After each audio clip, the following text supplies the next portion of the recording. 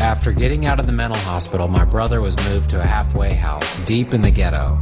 Here Kurt was introduced to crack cocaine.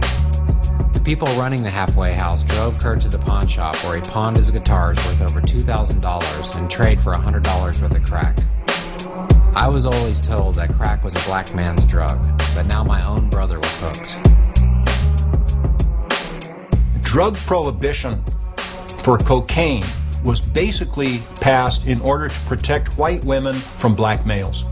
And the history will document this.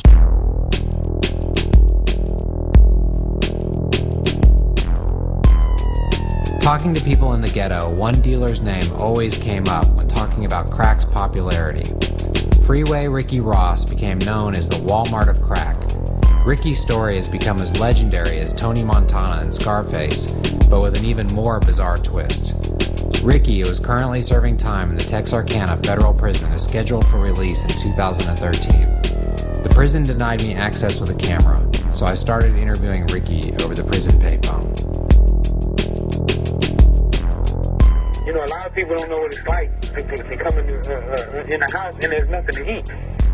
You know, to go to a supermarket and walk through the store and eat out of the cookies and things of that nature just to have something to eat. Cocaine came along, you know, and gave me a new horizon, I would say. There's a new epidemic. Smokable cocaine, otherwise known as crack. I remember clearly one day in the late 80s, every single news network simultaneously running an identical news alert about the new, incredible, powerful, unbelievably cheap drug that was to sweep the nation. This is crack cocaine. Soon, every single black person living in the ghetto would sell his own mother for another hit of crack cocaine.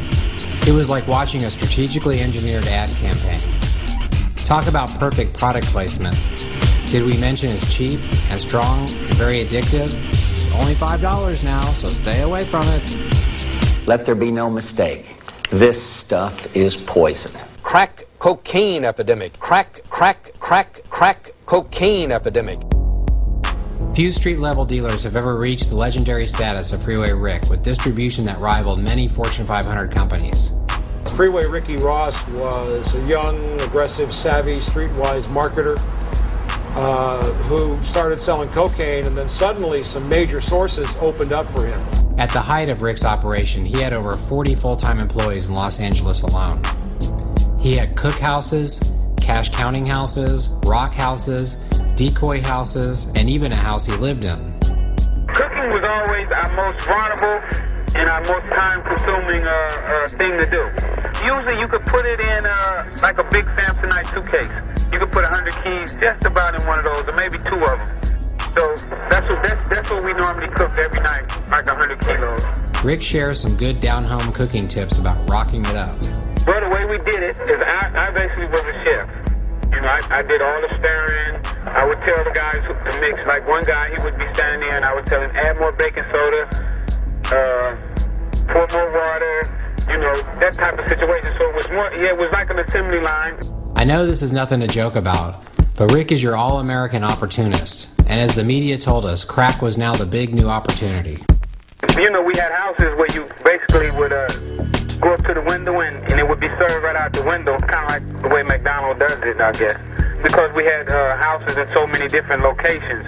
Basically, you know, I wanted a location. I wanted to be convenient for the people, you know, where they wouldn't have to drive for. It was kind of like marketing, I guess you would say. The gangs evolved, and the gangs were a great business venture. They're basically marketing tools. That's really what they were. And they were quietly promoted behind the scenes. They got a lot of money. They got a lot of power. They fought for drug turf. Everyone's working for somebody else right now, legally or illegally.